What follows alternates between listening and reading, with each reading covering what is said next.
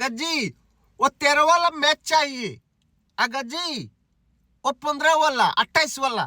আরে আগাজি বেইল আছে, আগাজি তো হাঁকতে হাঁকতে শেষ। আগাজি যেই পরিমাণ হাঁকছে বাংলাদেশের সাথে 100 জন মেথর লাগবো পরিষ্কার করতে। দেওয়া না হইয়া ফায়দা। চাপা মার দিছে ভাই, চাপা মার দিছে পাকিস্তানকে, এমন চাপা মার দিছে ছাগল সরাইন্না মাইরে বলতে পারেন। দেওয়া না হইয়া ফায়দা আছে, ওদের সংসারে মন নাই, ওদেরকে দেশের বাড়ি পাঠাই দাও, পাঠাইয়া আম কাঁঠাল খাওয়ানোর ব্যবস্থা করো, তারপরে ওদেরকে খেলতে আসতে বইল। পাকিস্তান মুখে শুধু পটর পটর সারাক্ষণ, কাজের নামে গন্ডাটাও নেই, কাজের নামে নাই, খেলার নামে নাই, মাঠে নাইমে নাই, ফেল লাড্ডু গোড়ার ডিম, কিন্তু টিভি সেটের সামনে বসাই দাও, পক পক পক পক পক পক পক পক পাহাড়ি বাবারি, মনে হয় যে খই ফুটতেছে মুখে দিয়া। দেওয়ানো ইয়া ফায়দা আছে, সংসারে মন নাই ওদের। আফসোস বাংলাদেশ বুঝিয়ে দিছে সালে মানি লবণ, পানি মানে আকুয়া। সাদাকে সাদা কালোকে কালো বলিব, সাদাকে কালো কালোকে সাদা বলিতে পারিব না, আইসক্রিম ব্যতীত কারো পা চাটিতে পারিব না। Hello viewers, it's me Roni bro, welcome to another new video. কথা বলছিলাম বাংলাদেশ এবং পাকিস্তানের ম্যাচ নিয়ে। বাংলাদেশ আউটস্ট্যান্ডিং খেলেছে।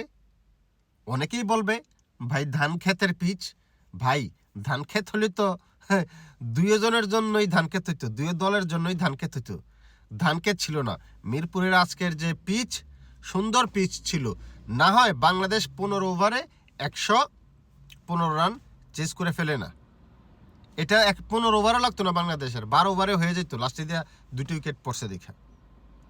তো আমি বলবো এই পিচ এটা ব্যাটিং পিচ ছিল, 15 ওভারে 115 করে ফেলছে বাংলাদেশ, 50 ওভারে বাংলাদেশ মিনিমাম 300 করে ফেলতো। পাকিস্তান যদি খেলতে পারতো এই পিচে 300 রান তারাও করতে পারতো, কিন্তু তারা কিভাবে করবে? তারা তো টিভি সেটের সামনে আর মোবাইল সেটের সামনে পক পক পক পক পক পক পক পক পক পক পক পক পক পক, মনে হয় যে খই ফুটতেছে। আফসোস ওদের সংসারে মন নেই, ওদেরকে আবার দেশের বাড়ি পাঠাই দাও, দেশের বাড়ি পাঠিয়ে আম কাঁঠাল খাওয়ানোর ব্যবস্থা করে দাও। দেওয়া না হইয়া ফয়দা আছে? ফয়দা নাই। পাকিস্তান ক্রিকেট বিশ্বকাপে, টি-20 বিশ্বকাপে এই ভারতের সাথে খেলবে না, এই খেলবে, এই খেলবে না, এই মাঠ ভালো না, ওইটা ভালো না, এটা করো না, হাত মিলায় না কেন ওরা, এরা এটা করে না কেন, ড্রেসিং রুমে তালা মারে দেয় কেন, এগুলো নিয়ে দেখলাম যে বিশ্বকাপে, এশিয়া কাপে এমন করলো, বিশ্বকাপে এমন করলো। ভাই খেলার নামে কোনো কিছু না, দলটার ভিতরে প্লেয়ার তৈরি হয় নাই, যেটা সত্যি কথা, দলটার ভিতরে কোনো প্লেয়ার তৈরি হয় নাই। এটা পাকিস্তান ক্রিকেট বোর্ডের দায় যে ভালো প্লেয়ার কেন প্রডিউস হচ্ছে না পাকিস্তানে, এটা তাদের দায়। ওরা মানে খেলোয়াড় প্রডিউস না করে দলের ভিতরে দলাদলি, বোর্ডের ভিতরে দলাদলি, রাজনীতি এগুলো নিয়ে আসে। কে সভাপতি হবে, কে সাধারণ সম্পাদক, কে ক্যাপ্টেন হবে, কে দলে জায়গা পাবে, ভাই এগুলো নিয়ে আসে। কিন্তু যেই কাজটা প্লেয়ার তৈরি করা, সেই প্লেয়ার তৈরি করতে তারা ব্যর্থ। আপনি সেই ওয়াসিম আকরাম, ওয়াকার ইউনুস, আব্দুর রাজ্জাক, ইনজামাম, রমিজ রাজা, কিংবা তারপরে যদি আসি সাইদ আনোয়ার, শহীদ আফ্রিদি, মোহাম্মদ ইউসুফ, মানে এদের এর পরের যে জেনারেশনটা, এইটার ওরা বিল্ড আপ করতে পারে নাই, ওরা প্রডিউস করতে পারে নাই, প্লেয়ার উৎপাদন করতে পারে নাই। ওরা ব্যর্থ, ওরা ব্যর্থ ব্যর্থ ব্যর্থ। ওরা এক জায়গায় শুধু সফল, সেটা হচ্ছে সোশ্যাল মিডিয়ায়, টিভি সেটের সামনে ওরা সফল। দেখবেন যে পক পক মোহাম্মদ আমির ভবিষ্যৎবাণী করে বেড়ায়। আরে বেটা তুই একটু ইয়া কর, কোর্স প্রশিক্ষণ নিয়ে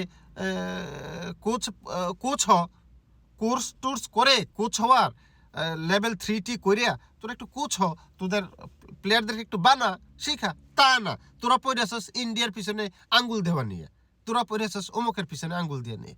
কোনো লাভ নাই ভাই, খেলোয়াড় তৈরি করতে হবে, ইন্টারন্যাশনাল লেভেলে টিকে থাকতে হলে আপনাকে প্লেয়ার তৈরি করতে হবে।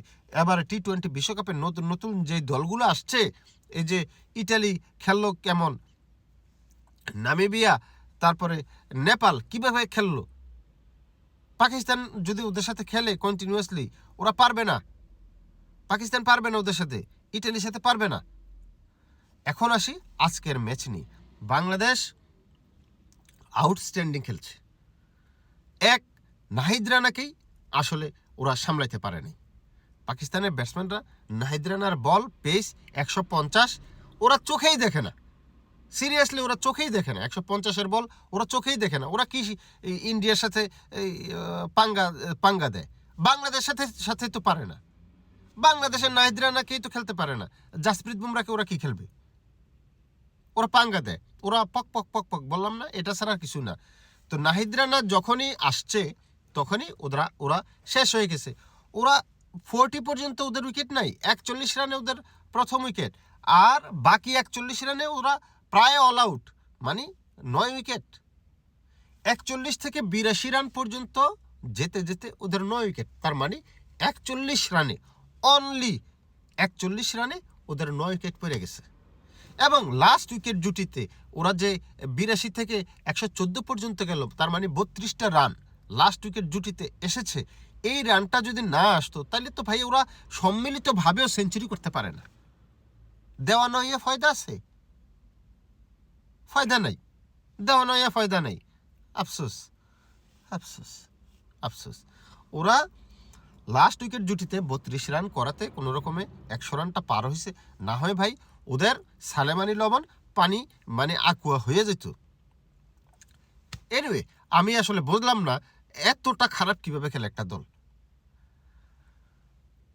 যখনই নাহিদ রানা আক্রমণে আসলো, পর পর পর পর ওরা উইকেটগুলো দিয়ে আসলো। পার্টনারশিপ নেই। পাকিস্তানে কোনো একটা পার্টনারশিপ বিল্ড আপ করতে পারেনি। 10 রানের পার্টনারশিপ পর্যন্ত হয়নি ওদের 41-এর পরে।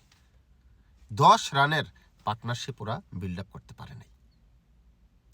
3 রান, 2 রান, 5 রান ওদের পার্টনারশিপ। 41 থেকে 82 রান যেতে যেতে ওদের 9 উইকেট চলে গেল। আমি ভাবলাম যে এখানে হয়তো ওরা ইন্না লিল্লাহি ওয়া ইন্না ইলাইহি রাজিউন হয়ে গেছে, শেষ। কিন্তু পরবর্তীতে ওই ফাহিম আশরাফ কিছু রান করছে, 20-25 রান করার পরে 114 পর্যন্ত গেছে। না হয়তো তার মানে সালে মানি লবণ পানি মানে আকুয়া, দেওয়ানো হয়ে ফয়দা নেই। আফসোস, উজ্জ্বল প্রতিভা, উজ্জ্বল প্রতিভা। এনিওয়ে, মাত্র 114 রান বাংলাদেশের সামনে 115 রানের টার্গেট দিয়েছে, যেটা একেবারেই মামুলি। বাংলাদেশের ওপেনার সাইফ হাসান শুরুতে ফিরে গেলেও তানজিদ হাসান তামিম সে যেভাবে খেলেছে আউটস্ট্যান্ডিং, যেভাবে ছক্কাগুলো মেরেছে, পটাশ ক্রস ক্রস করে মেরেছে, ক্রস ক্রস করে ওদেরকে বেত্রাঘাত করেছে। ওরা পাকিস্তানের বোলাররা কি বলে, ওদের ক্যাপ্টেনের নাম কি, শাহিন শাহ আফ্রিদি, মূত্র বিসর্জন করেছে। পাকিস্তানের যে ক্যাপ্টেন মূত্র বিসর্জন করে দিয়েছে ইয়ার ব্যাটিংয়ে, বাংলাদেশের ওপেনার তানজিদ হাসান তামিমের ব্যাটিংয়ে। বাংলাদেশ 2 উইকেট হারিয়ে মানে 8 উইকেটের বিশাল জয় কিন্তু অর্জন করেছে। প্রথম ওয়ানডে ম্যাচে পাকিস্তানকে একেবারে হাতে হারিকেন ধরিয়ে দিয়ে মেন সুইচটা অফ করে দিয়েছে, মানে বাতি নিভিয়ে দিয়েছে, হাতে হারিকেন ধরিয়ে দিয়েছে। দেওয়ানো হইয়া ফয়দা নেই। আফসোস, আফসোস, আফসোস। এখন হয়তো ফুরকান ভাটি বলবে, আগাজি আগাজি ওই 13 वाला मैच चाहिए, जो खिलाना उसको खिलाओ, जो मर्जी करना वो करो, लेकिन 13 वाला मैच चाहिए। আগাজি 13 वाला मैच चाहिए। আগাজি আগাজি এতগুলা হাঁকবো? আগাজির কোনো বেইল আছে? আগাজির তো পেট খারাপ, হাঁকতে হাঁকতে তার জীবন শেষ। আগাজি তোর কি ম্যাচ দিব? জিসকো মর্জি উসকো খিলাও। আরে তোরা আগের পুরান প্লেয়ার খেললে, ওয়াসিম আকরাম, ওয়াকার ইউনুস, তারা যদি খেলে তাইলে কিছুটা ভালো করবো, তোরার চাইতে তাও ভালো করবে। কারণ তোদের আসলে সংসারে মন নাই, দেওয়ানা হইয়া ফয়দা নাই। আফসোস, প্রথম ওয়ানডে ম্যাচে বাংলাদেশ জিতে গেল, পাকিস্তানকে আম কাঁঠাল খাওয়াতে পাঠিয়ে দিল। বিশাল বড় জয়।